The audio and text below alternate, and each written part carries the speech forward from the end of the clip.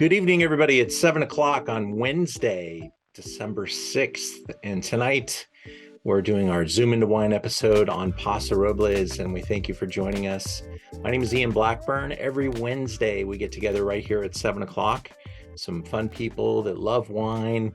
We answer some questions, explore some really unique wines from any number of topics. And tonight we're in Paso drinking some great wines from 5 different producers. Let's get started and take a look at what we've got. Let me go over to my slideshow. And here we are.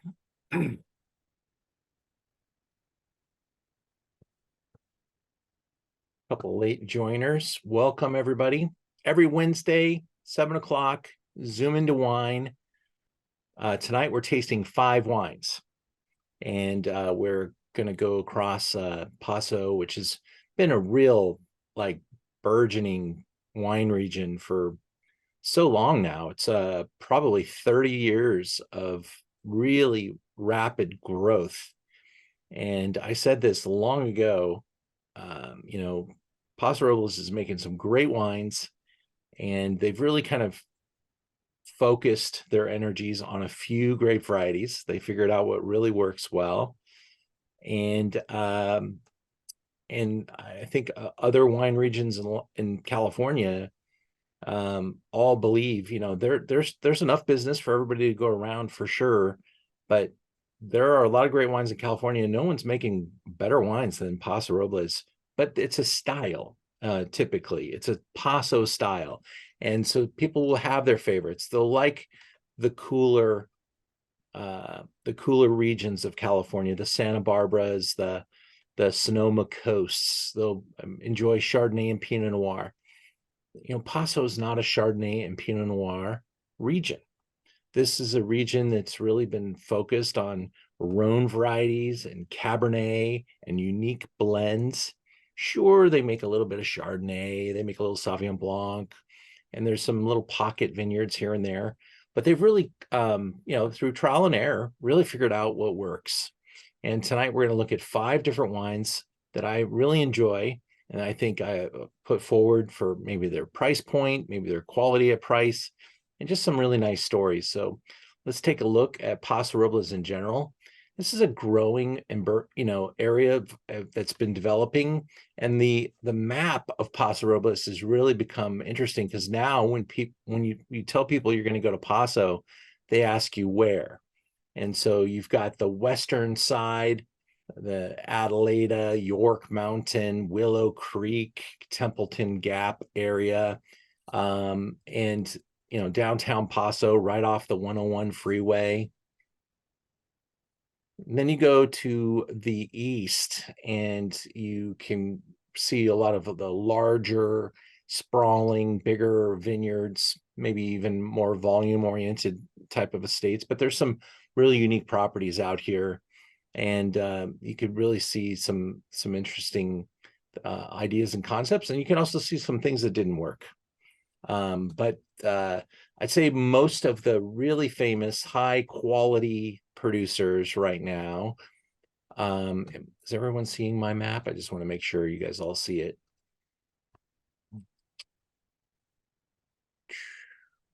Got it. You got the map? Is it there? Yeah. Okay, thank you. All right.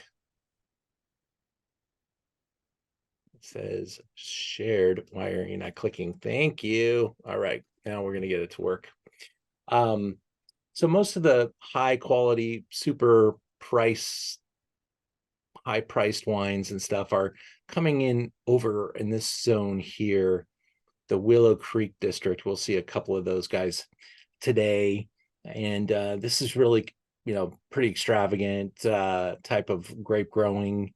And, thank God for being able to water your plants. They have had issues with drought that have really kind of kept things in check for a while.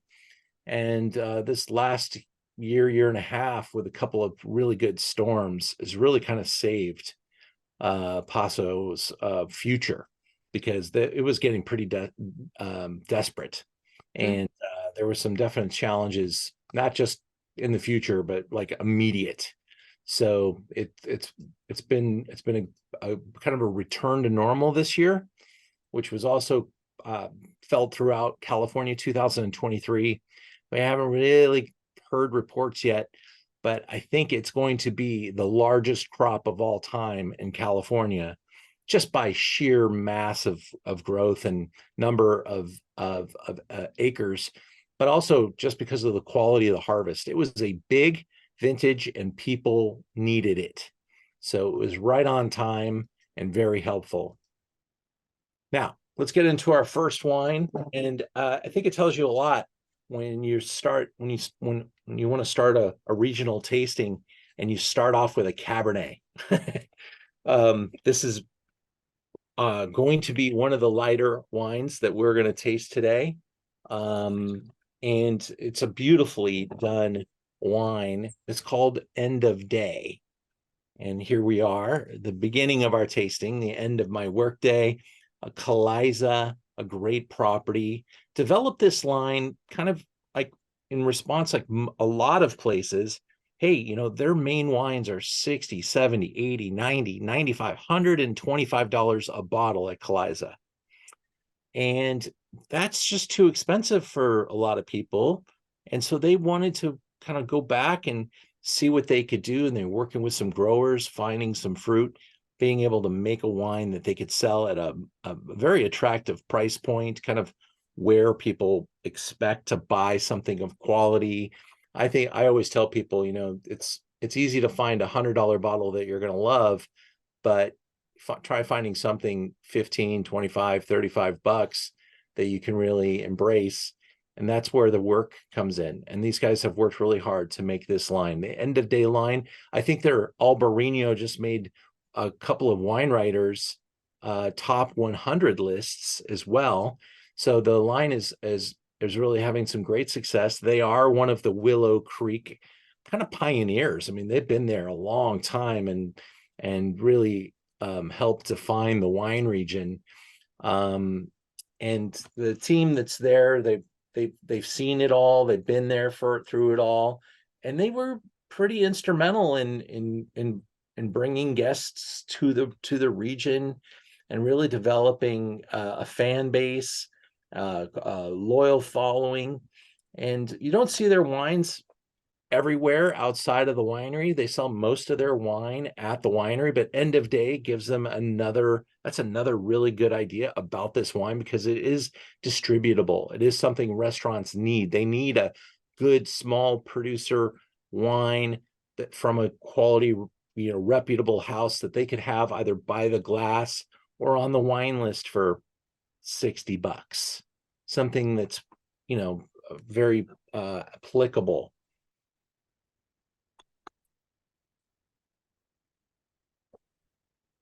There's Carl down in the vineyards. He's the owner, operator, winemaker, and this is one of their properties.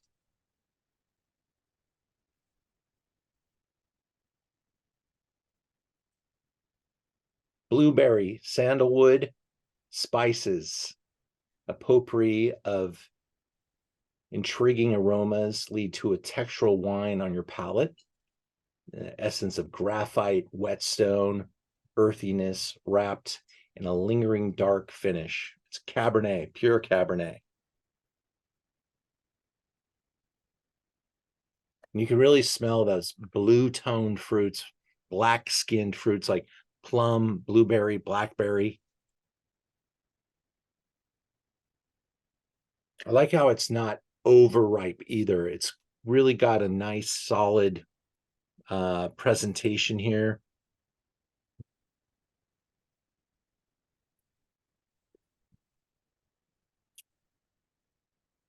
I like my wines at a nice cool temperature.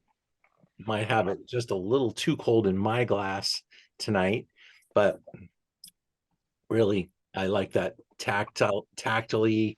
I like how it kind of hones in the alcohol and really kind of provides a nice nice environment there for the wine. So if in the future, maybe try your wines a little cooler. If you get these kits and throw them in the refrigerator when you receive them, it even helps them stay just a little bit fresher. Okay. Wine's in great shape.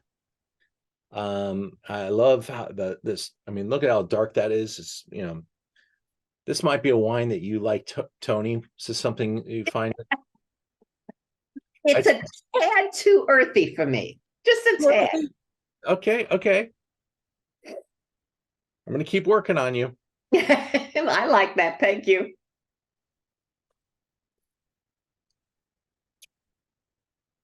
Did a good job. My friend John is in the office here with me tasting tonight. We're going to do some work here a little later. So just thought we'd start off our evening with a little tasting through this Paso tasting. How many of you have been to Paso? No. No. Natalie, not been down. You've been up and down Napa Valley, but not been to Paso yet. Yep, Napa and Sonoma. Okay. Dan. I just went to Levo, not this last weekend, but the weekend before, on your recommendation, and it was wonderful. And there's awesome. so many good wines there. Yeah, they're doing good. Hector, how you doing? I'm doing good. Finally on with you guys again. Good. You've been traveling the world, buddy. Yeah, just traveling here and there, but I love Paso. I started going up there with I think it's Jada. It's a great little winery, and we've done obviously a lot of work with the Dow brothers, but for several years. But they've just recently sold their property. But yeah, it's just amazing properties up there. We just love going up there. Yeah, I mean, that's some big news when Dow sold to the Australians. The number staggered the wine world. It was $1 billion for a wine brand that probably got started, was it 15 years ago? I mean, it hasn't been around for that long, but I've never seen a winery move so fast. They really did ratchet up things. They had a vision, they had a business plan, obviously really good with their finances, and had a really sharp team lead that charge, and they attacked at every angle, and they've now been handsomely rewarded for their efforts. So yeah, they were a big marketing machine too. It was like big avenue there. Big, and they attacked every channel. I mean, it was really impressive to watch from a wine guy's standpoint, and seeing what can happen with the right tools. So congratulations to them. There's probably now, I'm guessing we're approaching 5,000 brands in the state of California. There's 4,999 brands that saw that and said, wow. that's how big that was. So, Do you know the buyer? that's the folks out of Australia that own I can see the label, Penfolds. Penfolds, yeah. They also bought Frank Family and Stag's Leap. I'm a member at Dow, so I got the notification, and yeah, they're trying to grow like a huge worldwide brand. I can't remember the name of it either, though. Yeah, no, it's their marquee wine is Grange Penfolds, and I'm sure it's wine and hedge funds are almost synonymous now. So big money is moving through this because it's a little bit of a real estate move, and certainly they're identifying categories of opportunity, and so this was a big opportunity for them. And when you think of how Penfolds is coming to the marketplace too on a worldwide basis, I mean, they're a worldwide hardcore. And I'm telling you right now, there's no wine region in the world that's suffering more than Australia but Penfolds is taking ground and really on a worldwide basis. That's pretty impressive. So they're the big bully in the room, and in a good way. They're doing a really good job. They've hired really good people, and they have big ideas, and they execute. So this is truly the days of wine and business going hand in hand. It's not grandpa anymore making a little bit of wine in the wine room. This is a big business transaction for sure. Well, I hope you enjoyed the end of days Cabernet, and a nice start to our little exploration of this beautiful spot. And Caliza is a really nice place to go and visit if any of you want to go there and experience it. They are friends of mine, and they provide me with this opportunity to have this wine from my little store.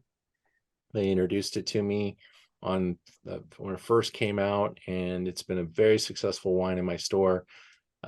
That's why right there, $28.95, a delicious little bottle of wine. Not very many wines hit this type of quality concentration at $29 that are Cabernet in California. That, you know, we just did we just did a really couple nice Cabernet events around here, and certainly this wine could have been involved in that discussion. So it's really good. It's showing better than ever today. Terrence, I see your hand. What's up, buddy? Well, just a comment. You know, I recently bought a bottle of Dow Cabernet from Costco. It was around $30. 21. It was undrinkable. Really? Undrinkable. Uh-oh. So tannic. So tannic. So I mean, ragged. This is a whole different story. Yeah. This wine is, you know, there's an earthiness to it that I like it, and I can tell myself this is a Paso Cab. Yeah. It's got that earthiness in it. Then you don't really see, you get the rockiness and minerality in Napa's. But this is a bargain, people. Yeah. Yeah. And you know, Paso is going to express itself in that glass. I mean, color, the richness, the ripeness, it's there, but this does keep it in check. We may see some other more extravagant things throughout our night. This is definitely focused on value. Moving into wine number 2 and jumping up in the score department, and this guy I've been showing his wines at a couple of different junctures. We've had him at our Pinot event earlier this year, where he makes a Pinot Noir out of San Luis Obispo, the San Luis Obispo Coast appellation. I have 2 of his wines in my store. I have more of both coming, because I do sell his wines at a pretty good clip. And this producer's relatively unknown still, I believe. His price points are really good for the quality of the wine, and I think you're going to really like his wine. He's a little more Willow Creek Adelaida, so northern, in on the west side there. Really nice group of producers back in the hills of the Adelaida district. I love driving back there, going to Tobless Creek and places like that. Aaron started making his wine in 2002. While he was helping others, he's had a pretty nice career working all over the world, whether it was in, I think it was Australia, New Zealand, and some vintages in Oregon and Northern California. Worked for Saxum for a little while, and certainly pulled his ideas together from all of his different journeys. He owns some vineyard, a small amount. He's trying to save up his pennies and buy some. And nice young guy with a lot of talent and and some business savvy, and people like them, and you get some really good fruit.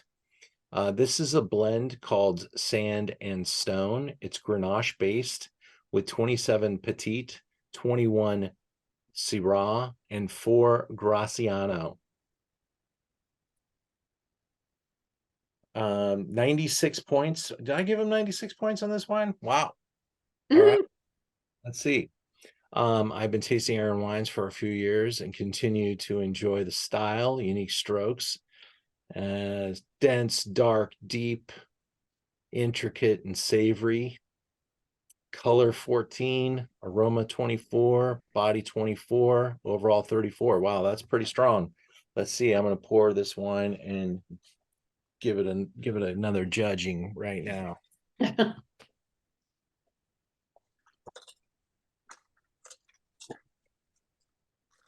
So I developed the scoring idea when I was taught how to do that by James Suckling. I wrote for him for a little while, and the process was that I would rate him, and he would read my reviews, and then he would taste the wine, and kind of like Picasso, he would take the starter painting and and then sign it Picasso.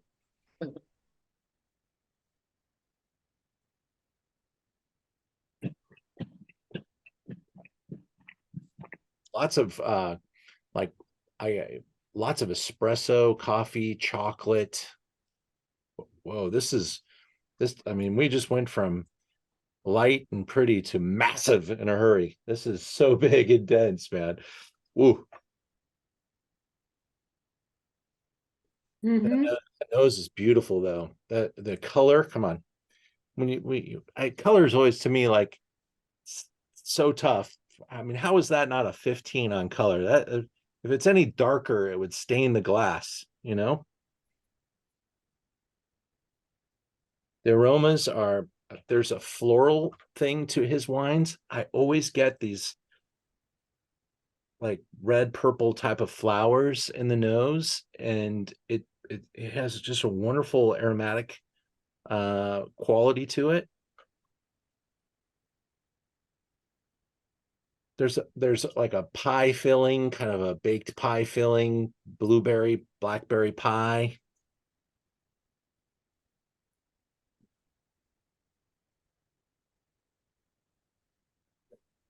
You go for it, John. John's right here. You go on, take it off mute, and I'll put mine on mute so we don't.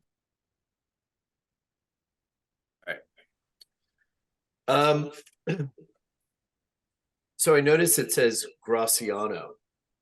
And is that something a lot of wineries are doing now, saying, they mislabeled things. Everyone thought it was Zinfandel. So are they doing a self-correction up there in Paso and renaming some of what they thought was Zinfandel Graciano? Actually, they thought, John, that it was Mourvedre. Oh, Mourvedre, sorry. Okay, I take it back. Yeah, no problem. This not just this producer, it was like everyone in Paso thought they had Mourvedre, but the nursery sold them Graciano on accident.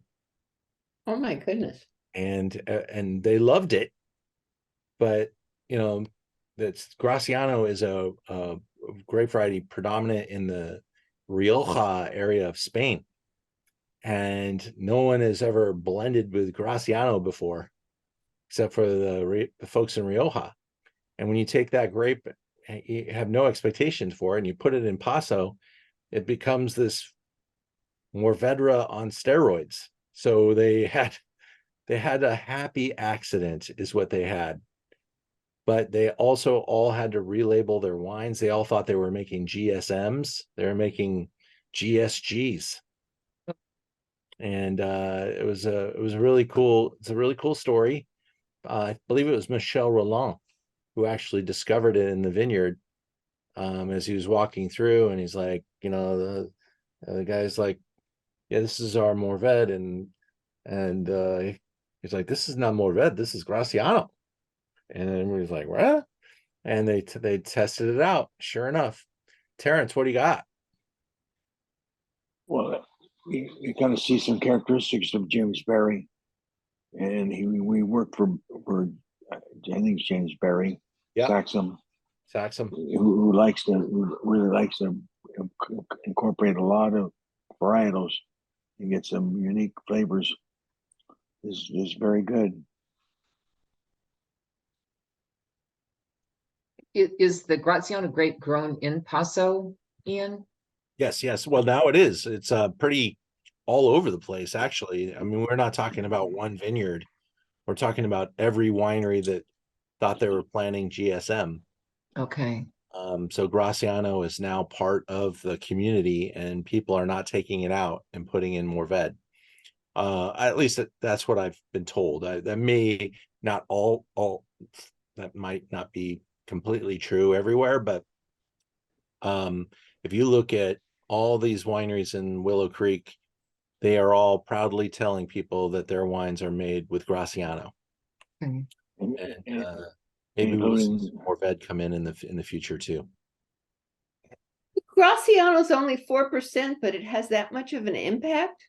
Well, I don't know where it starts and stops in this wine, but there are producers that use a pretty good kick of it. I don't know if anyone's making like 100% Graciano. I'm sure somebody is, especially selling it out of the tasting room. But there's a producer up in Lodi who is focused on the Iberian Peninsula grape varieties, and he makes a great Graciano. I'll have to try to remember his name, and I'll put it in our conversation here in a little bit. But yeah, there are some really good producers in California that focus on the Spanish grape varieties, grapes like Grenache, like Tempranillo, and Graciano, and there are producers that even try to make Spanish style blends, but it didn't necessarily happen here on purpose. And that's kind of what is cool about Paso is that they didn't have to make a GSM. They wanted to make the best wine they could in the vineyard, and some people think that Graciano might be better than Mourvèdre in Paso Robles. So they're just not changing direction. They're super pumped with what they've got. They've got something distinctive and different, and everyone's got it. So they can all tell the same story, laugh a little bit, but also pat themselves on the back because it's become really a great part of their blend. Also, look at that Petit Syrah use here. He uses a lot of Petit Syrah in all of his wines, and he makes a couple of different wines that have a strong swath of Petit Syrah. Remember, Petit Syrah is neither petite nor is it Syrah, okay? It is a big, dark-skinned grape variety, and one of the most unique features of Petit Syrah is that it is one of the only grape varieties that has red skin and red flesh. So when you crush a Petit Syrah grape, the juice is immediately red. When you crush any other red skin grape variety, you don't get the color until you get the extracted color from the skins. You can make a white wine from Grenache. You can make a white wine from Syrah, but Petit Syrah is red from day one. And that's why people started using Petit Syrahs to help with color. But when you throw that grape variety into a place like Paso, or even in my family's vineyard in Rockpile, which is also a great spot to grow Petit Syrah, you make a wine that's significant. It's like, wow. Now, it might not be good on its own unless you really, really focus on it, but it can really increase the intensity of the wine. And I think that's what we're looking at here, because Grenache on its own would not give us a wine that's this dark. Syrah might give us some darkness, some beautiful purple and stuff, but this thing is black, and that is black because of that Petit Syrah.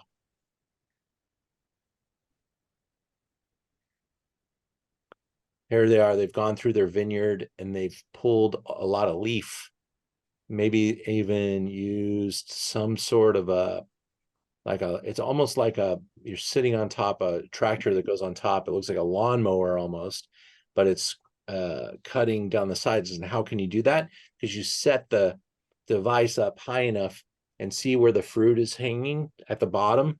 That's the fruiting zone. So you don't have that mower, that cutting device go down quite that low, but everything up on top, you can give it a nice haircut. And you reduce the amount of leaf, which reduces it slows down the advancement of the sugar in the grapes.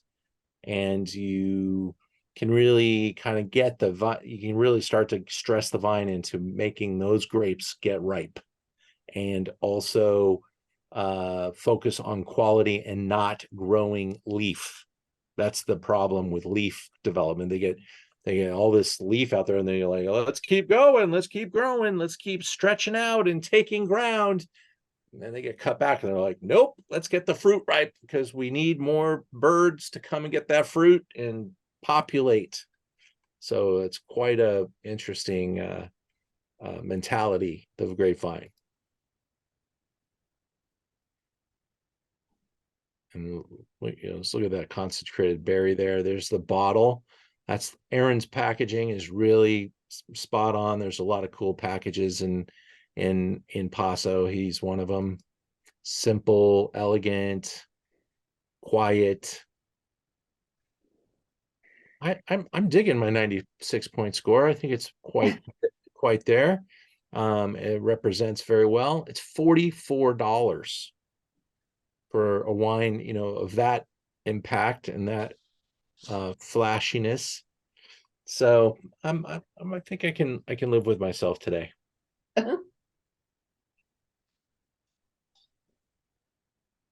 Wine number 3.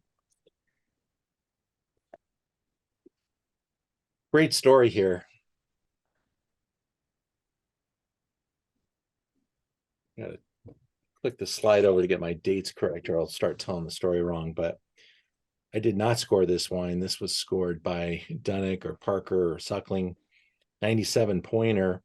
We're kind of in that lower part of York Mountain and kind of straddling maybe a couple appellations over there. But this winery kind of came around when the owners were searching for vineyards all over the place that they wanted to buy and establish themselves. He came across an opportunity on York Mountain. Well, York Mountain is one of the vineyards that they bought. They also bought the Paderewski Vineyard, Catapult, and I think they have a fourth one. Maybe it's not involved in this wine. But they grow a lot of different grape varieties. And so they found all this property. They did a lot of due diligence on the area, and they settled, okay, we're going to be a Paso winery. They hired Paul Hobbs and his brother to come down and consult and get the team together. They had some, facilities that they were antiquated. They kind of fixed them up. They had,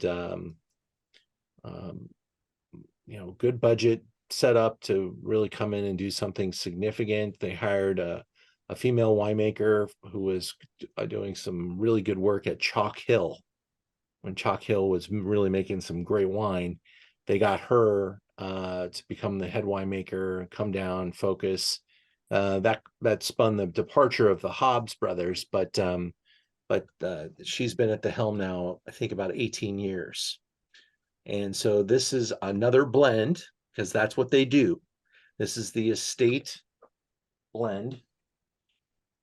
Now, Tori, I think we had another wine from this estate, and I thought it was the same one in our wine cheese and chocolate class on Saturday. But when I looked down at the bottle on Saturday, I accidentally grabbed the more expensive blend that they make, because they make different range and stuff. This is the ambassador of the brand. This is the Epoch Estate Blend 2019. And it's, when you put the word estate, it's 100% from your property. And this is a Syrah dominated wine. This one does have more VED. This one also has Grenache Tempranillo. There's your 6% Graciano, 3% Carignan, and 2% Zinfandel. So truly an estate wine. John's liking it over here, giving me the thumbs up. Parker, 97 points. 51 Syrah, 17, same blend, thank God. Matured 19 months in 31% French oak. Opaque purple. So remember the last wine? Kind of in the same, I mean, there's really no difference in the color. Tones of tar, cigar ash, graphite give way over time to blackberry, blueberry, boysenberry, preserves, prosciutto, and violet. I'm thinking the prosciutto was inspired by, maybe. Well, let's taste it and find out where that came from, because I'm just guessing. Where did he get prosciutto?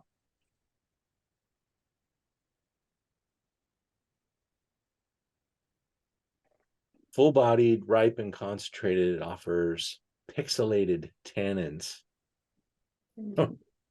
seamless acidity, and youthful coiled finish.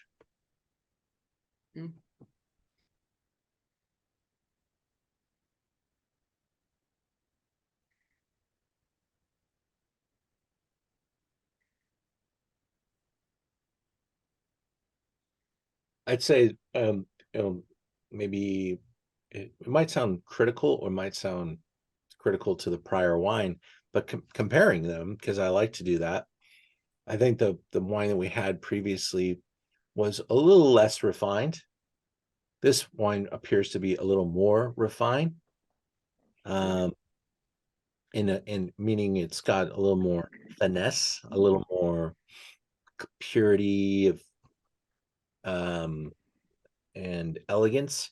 The last one was just, kind of big volume, loud, bold, kind of hedonistic. This one keeps it maybe inside the lines a little bit more.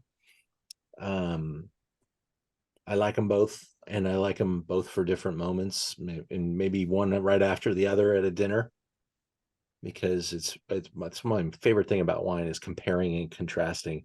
I rarely ever have, if I'm going to drink a glass of wine, I want to have two different ones, not from a quantity standpoint. I'm probably going to drink the same amount if I have 3 or 4 wines at the table. I don't like to over consume. I like to have different wines to see how they are reacting with that moment. Maybe I'll even comment sometimes, like, is today an Earth Day? Do you guys know about this? No. All right. So biodynamics is based on the lunar calendar. Okay. And yesterday I was tasting wines with a supplier, and everything was singing to me. I'm like, this is either a fruit day or an earth day, because everything was, I mean, they could have poured me $2 chuck and I'm like, wow, that's so good. I don't know what's going on. And it was great. Now tonight, we said wine number 1 was earthy, and I'd never seen that before. Like, that was more earthy than normal. This wine has a lot more earthy notes than I normally see as well. And today is a root day. So on the calendar, you have root days, flower days, earth days, leaf, just kind of, they know that the moon is either pushing or pulling, and it's moving the tides, and it's control, and wine moves too. And when you move wine in your cellar, you move on a full moon day, because it's pushing all of the solids down to the bottom of the barrel. And so that type of mentality has been in the wine business since the creation of wine. It goes way back, and it's kind of, there's some pagan ritual as well and involved, but this biodynamic stuff is, there's some real, evidence that it's there, that it's truthful. You don't have to necessarily, eat the entire pie and believe it all, but there's some really interesting things that happen. And I knew that today was probably either a leaf or a root day, because it's things are good, but they're a little more earth oriented today than they are fruit or flower. Who makes this calendar up? It's the biodynamic calendar, and if you do a little Google search, you'll see it. And there's an app you can put on your phone, and we'll have to talk to them about becoming an advertiser or something. Yeah. It's called When Wine. Now there's a free version and now there's a paid version. So the free version, that's all I have now. But at one point in time, I did pay for it. And that you could really use it to see when the best times are going to be for wine. But if you just pull it up now, it says no right now, that no is, it's not a great moment for wine. It's a root day. That's when, WHEN, right? When wine. Correct. Yeah, okay. I think I agree that this one could sell her for a while. It feels a little bit tight, but it is almost opaque. It looks almost black in the glass. Sure. Ian, on the 7 varietals in this wine, which is pretty amazing. Yeah, I would have loved to have been there with the blending moment, but does that reflect the estate's lot sizes by the percentages of what they're using, or how does that translate into properties and lots that they're using these varietals in? Well, they do grow a lot of different grape varieties on the property. So but this represents the best, Vision. ideas of the estate, and they don't have to use everything on the estate. They have other wines too. They could even just bottle, maybe the Graciano is too, and maybe it's too much for the wine, so they'll have some extra Graciano. So they'll just bottle down a Graciano and sell it out of the tasting room, or a Zinfandel or whatever. But I do think that the proportions do kind of fall in line with how the estate is planted. But certainly the blending comes down to selection and what is the right balance to make, because this wine is so balanced. It's so nice. You don't even, what I like about a blended wine is that when you taste it, you can't say, oh, there's the Zinfandel, or there's the Petit Syrah, or there's this or that, because it all comes together and kind of creates something different, It's delicious. Very. Yeah. Nice orchestra coming together playing, so you can't tell the violins over the cellos. Very nice. Epoch. One of our regulars is there right now, or he'd be on this Zoom. He's going to go to Epoch, and he'll report back in the future. Thomas is usually with us, but he's up in Paso, and I think his appointment at Epoch is on Friday. Ian, Jordan Ferrantino is a brilliant winemaker. He's done amazing stuff out there. Tempranillo is quite good. Yeah, age worthy too. Absolutely. I think their current vintage on Tempranillo is like 15 or 16, and they make a solid Tempranillo wine, or Tempranillo dominant wine, and yet I think they have like 15 wines. So it's a large estate. They don't make a lot of wine, but it's a large estate with a lot of different options, and I think their wine selection kind of emulates that, and they have some fun doing it. They have a lot of ideas, a lot of their names, the way they're blended, the way the names are created. They have a wonderful tasting room. Yeah, this is the tasting room here. Yes. They used all recycled barn material to create the tasting room. This wine's $56, and Tony, the wine that we had on Sunday was like closer to 100. Yeah, I remember that. So I was a little shocked when I had that one. I'm like, what? So I grabbed I the wrong remember that exactly. Should this wine be drunk now or saved? I Both. think it's yeah, it's a wine that'll let you drink it now, but this has a great runway. So if you liked it, there's Yes. nothing stopping you from popping this one anytime. But it's definitely a wine that, you know, will reward you with some patience too. Okay. Now, last time we did the Paso tasting, Turtle Rock they make some very exciting wines, and they're very hard to get. This is a project where the winemaker used to have the winemaker from Saxum involved, and he is no longer there, but he, you know, they share vineyards, they have a lot in common, and both benefit from great quality vintages and from great press. And everyone starts that when they talk about Saxum, then they start talking about Turtle Rock, and they start talking about some of the other big players. This is one of those big players. Sorry, my slideshow just went back. So we're again in the Willow Creek area, and this is a super small tasting room, and producer Don Burns and his wife are the proprietors, and he's now the lead winemaker. Here's a look at one of their hillsides. You can see the exposition and the way that it's taking advantage of the terraces along the top, and that slope.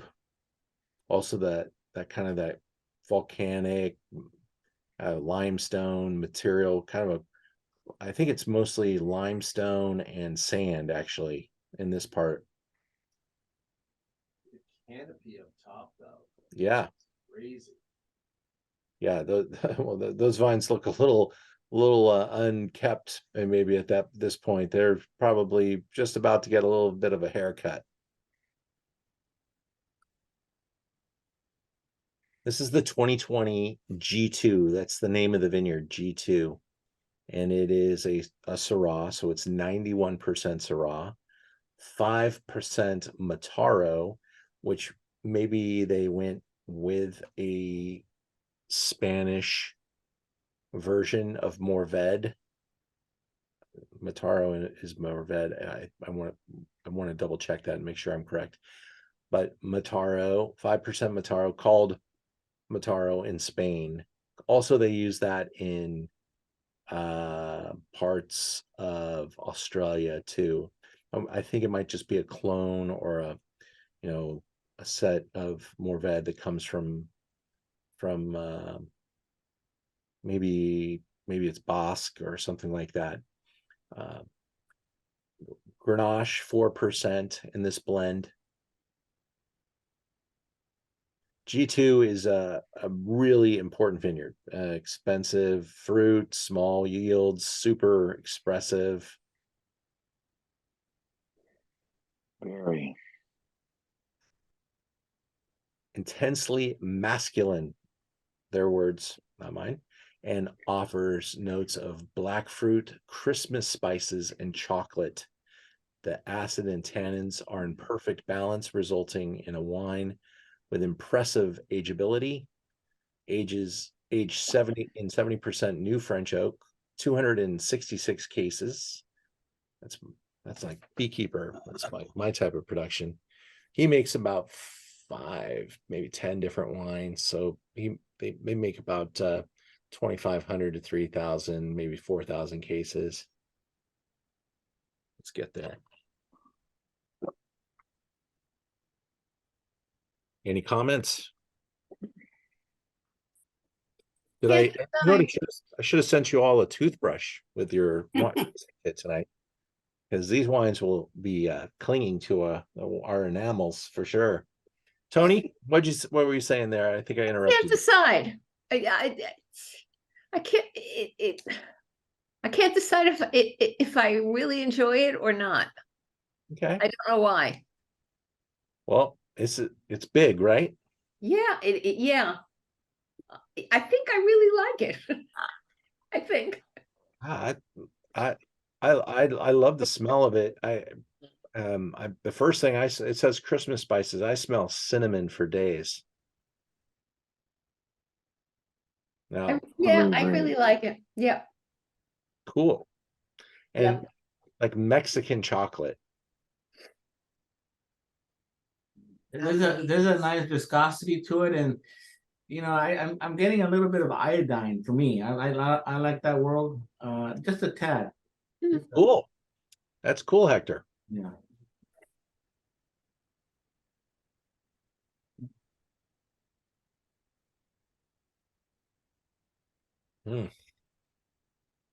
That nose is pretty damn awesome. Oh yeah. Yeah. Mm. Mm.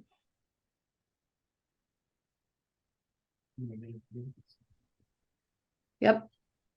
95 points, Jeb Dunnick.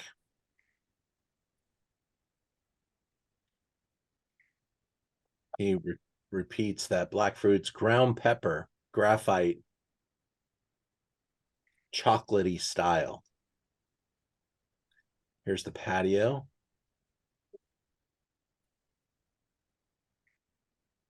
The vineyard. The price. Getting closer to $100 a bottle here. They tend to I get one case a year of this wine. So I was saying earlier, we were going to show this wine maybe last year, Paso's tasting, or earlier this year.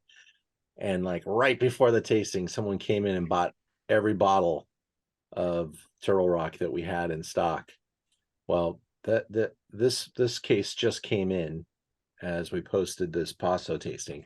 So I've probably had it in stock for 60 days. And so I still have a little bit left, but I won't have it for very long. It is a wine that moves through the supply chain pretty quick. They only make a couple hundred cases. This wine has received at least one perfect score before.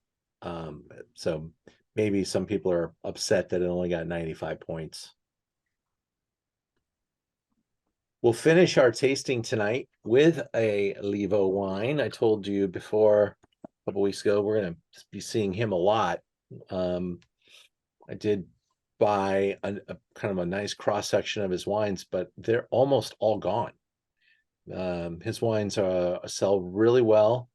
They are exciting. They're a price value. We kind of tasted the most expensive wines tonight already there.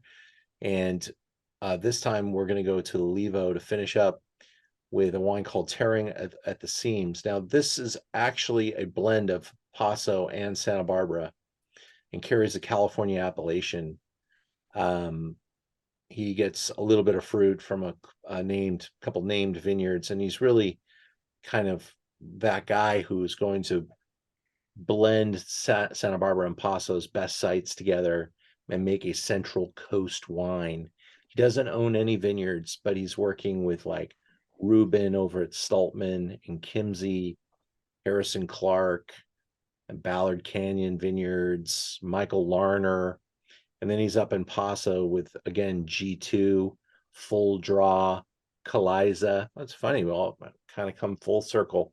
So a lot of the same names start to become familiar because these are the big building blocks of these guys. He's a small time producer, like still kind of getting his name out there. A lot of hustle. It's he and his wife, and he puts a lot of personality behind every single wine. He showed up at my tasting last year called Rhone Warriors, which we have coming up in February of 2024. And we have 14 different Rhone producers come, and we give everybody a little chit, and they are allowed to taste all the wines in a 2-hour period, and then give their chit to their favorite winery. Well, at the end of the tasting last year, about 125 people crowned him the champion of the tasting, and he was next to some really great company. Really good names were in that room. Nobody knew his at the beginning of the night, but he won the competition. So this is everybody that I taste these wines with, they get pretty excited. There's a lot of Petite Syrah in this wine that we're tasting. This is 48 Syrah, 34 Petite, 18 Grenache.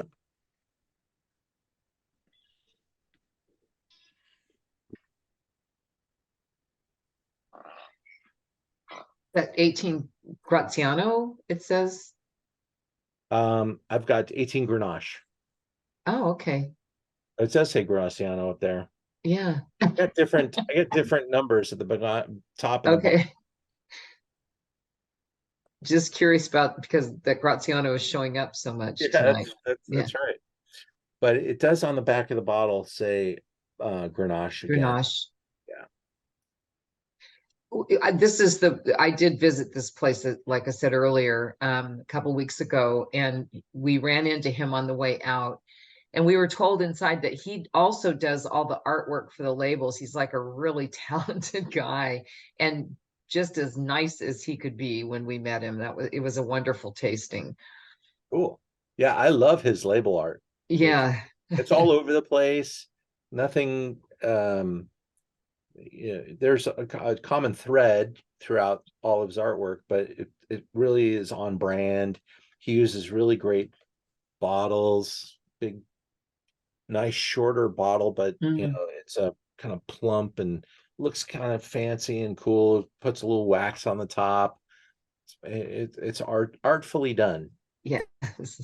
As I'm looking at this wine right here, if there was a winner for which wine was the darkest we're tasting, this might be the winner. This is like this left red and blue. This is black, like you cannot see through it. It's completely black. And here we do get a lot of like fig, raisin, chocolate.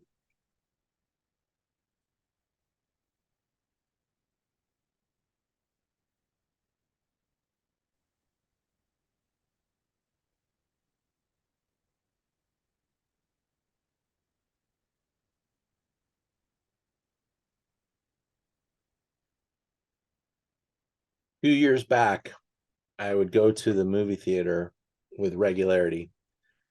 I haven't been to the movie theater in years now. Yeah. Have a big screen TV, subscribe to all the services.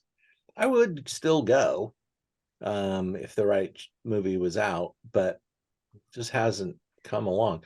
But I would find a wine like this to take with me and sneak it into the movie theater. That was one of my games. See if I could sneak it into the movie theater. And this is a very entertaining wine to just enjoy with a movie, to sit around and talk after dinner, and break up a chocolate bar, have some sort of a chocolate dessert. $46.95. So relative to the other wines, really good price point for a very artistic bottling, very small production. And I think Brett does a really great job. So I hope you enjoyed that. Yes. I'm going to ask you for your favorites tonight. We are in a moment at Zoom Into Wine where we're reaching out and saying, if you want to become a member at Zoom Into Wine, we have memberships that what a member gives you is that every week you're invited to join us, whether you buy the kit or not. You can just join us on the Zoom, watch them, participate. You could sit there with a glass of wine that's not involved, just be involved. Maybe you don't want to do that. Maybe you just want to support Zoom into Wine. You'd still get the discount code every week and be able to buy anything on the website with that discount code. As you got a discount code tonight, it works on all the wines on the website that are not allocated. And then there's some member opportunities throughout the year. We had one of our students for tonight, her and her husband got called out of town. They couldn't make it. So I think they had 4 kids. So we sent out all the members a note to say, hey, members, we got some extra kits tonight. We got a little deal. So members are able to take advantage of that and come on board. And that's kind of what we do with our members. We want to have as many members as we can, as it makes us nice and healthy, and we have some good camaraderie with the group.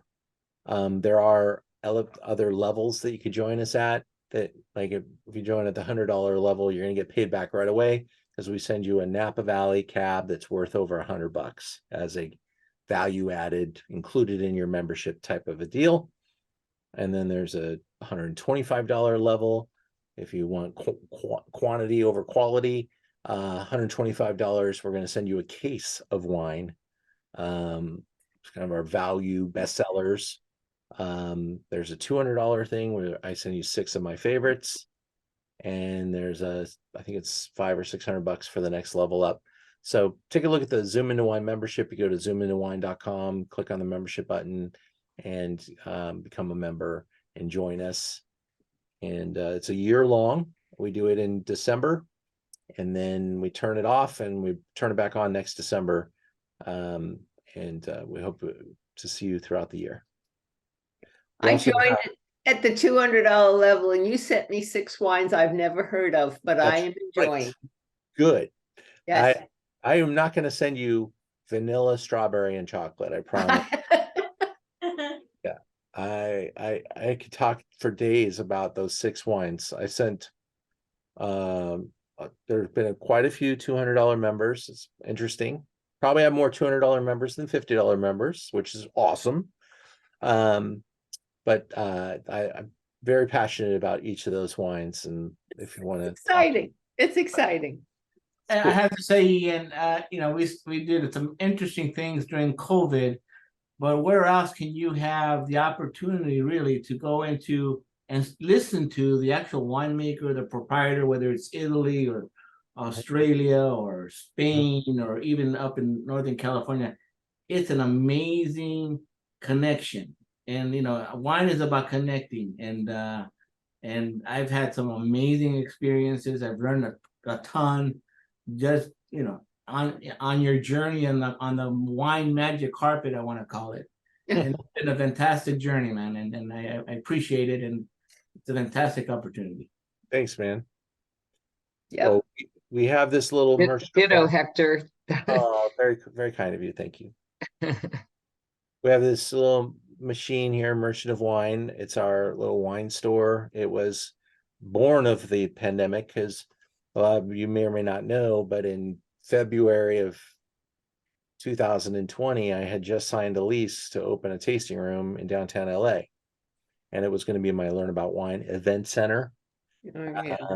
And we, signed the lease, moved forward on some paperwork, and we knew it was going to be a little while. We had no idea it was going to be 2 years before before we could ever try to do it. But we turned it into the Merchant of Wine. We weren't going to just sit there and take a bath on the very expensive rent, which we did have to pay. We turned it into our fulfillment center and cranked out Merchant of Wine. And at the beginning, it was about finding everybody great wine values, because quite frankly, the wine industry was under a lot of stress. Every restaurant had closed, and there were all these wines at the distributors that were for restaurants only. So we went out to the distributors and literally filled my car with wine and brought it in. Because they were just selling it to me by the pallet, and we would buy a wine that was $20 for $7-8 and sell it for $10-12. And then we would fill our car and go out on deliveries. My wife and I would go out every Saturday and make 40 deliveries in one day. Oh, Nobody was on the Wow. road. Nobody. It was so easy to get around at that time. It was kind of surreal. Very surreal. Unreal. And everyone was drinking at that time too. And a lot. There were some What people that else? were drinking. I was making a delivery of a case like at least every 5 to 6 days. what else? Yeah. So then Zoom, which wasn't quite, I didn't jump on Zoom until I think it was April or May that we started to Zoom of 2020. And we've been Zooming ever since. So in the next 3 weeks, next week, we took forever to get our Barolo, Barbera, and Barbaresco tasting up because we were trying to do it with truffles. And we just couldn't get the truffle mafia to cooperate. So we dropped the truffles, and we've got a brilliant lineup of the 3 Bs of Piedmont. And take a look online. If you like Piedmontese wine, next week will not disappoint you. These are awesome. That's next week. 2 weeks from now, Heroes of France. And that's where we really spent a lot of energy on our Heroes tastings. 5, 6 wineries. We record with them. And I'm recording tomorrow morning, 9 o'clock with France, and on Friday at 9 o'clock with France. So really great small producers. You just love hearing their authentic story, and it's really great for me to learn about that. And then we finish December. That is Chiara Pepe, and Medio Pepe is a really important brand in Italy, and she is magnificent, super like dialed in on all the amazing things that wine producers are doing right now to improve their brand quality in a stressed, environment where global warming is a big concern. And this brand is like storied, old, and they release their wines at 2 different phases. Young, their current vintage, 2015, and their old wine is, I think, from the 1980s, and they recork it before they sell it. Wow. So they really have this great storied approach. And Wow. she is an incredible spokesperson. You're going to love her. So think about joining me. There's only going to be 11 spots for the Medio Pepe tasting, and unless we blow through by 11 and we need to go to 22, but I'm going to probably be very happy to get to 11 for that tasting. Those wines are expensive, and there's only 3 of them. It's about $50 a person to taste that flight. And I know it won't be 100 people on it, but we'll probably What get is the 100,000 people to watch that video. What is the varietal in it? Well, they are in Abruzzo. So their red wine is Montepulciano di Abruzzo. And then we're going to taste their Trebbiano and their Pecorino as well. And each of those wines sell for north of $100 a bottle. And in restaurants, like if you go to Bestia in downtown LA, their Montepulciano di Abruzzo 2015 is $550. So it's a pretty celebrated collectible. What Those are date sort was of- that? I'm sorry. it's What right date before, was that? that is the Wednesday right before Christmas break. Okay. Thank you. Yeah. That's kind of in the Masato stratosphere. Yeah, it's kind of in that same breath. You're going to talk about Macetos, Hezekiah, Emilio Pepe. Any questions Ian. about tonight? We had a really wonderful group. I appreciate everybody. I would say the average wine we tasted that was over 15%. You Alcohol. feeling that? I am. Yeah, I I think you're right, Terrence. really am. The Epoch and the Levo were the most favorite. The Turtle Rock is a little above budget. Got it. Marie, what was your favorite tonight? I got you on mute, I think. There we go. So the first one, the Caliza, I liked a lot, but it was so much lighter than the others. So it's kind of a, Yeah, for a it's cab, it's different, but level very of light. easy drinking. I think Yeah. at the end of the day is a great name for it. The Levo, I just love that one. And then I think probably after that it was the Epoch. So this was a really good tasting. It was hard to rate them. Yeah. Thank you. Thank you, guys. Good to see you. And Dee. the Thanks for joining us. that value market Caliza, it's amazing. Yeah. The value there. I mean, it's Yeah. just really amazing. But my favorite, our favorite, was the Levo. All right. Yeah. Yeah. Mhm. He has a way of getting fans. Yeah. Go visit him, Hector. The tasting was great, and he's a wonderful guy. I want to Yes. visit everybody. Yeah, Do he's you super have nice. reservations or can you just drive up? I made a reservation. I think you have to because it's in that area. Are you familiar with Tin City? There's all kinds of tasting rooms around there with lots of different wineries. So yeah, it's probably, I think you have to make a reservation. Yeah, they're so small. They Yeah. tend to just book private tastings and do other stuff when they don't have tasting. So Yeah. That's good. Tin City is fun though. It's a fun place to go. Great place to go. Great Yep. place. How are you Thanks, feeling, Ian. Ian? thank you guys. Thank you. Pleasure. Good night. Good night. Everybody. Thank you. Thank you. Thank you. Thank you, Ian. Thank you, Y'all. Ian. Cheers, guys. Thank you. Cheers. Thank you, Cheers. Karen. Bye. Good night. Good night.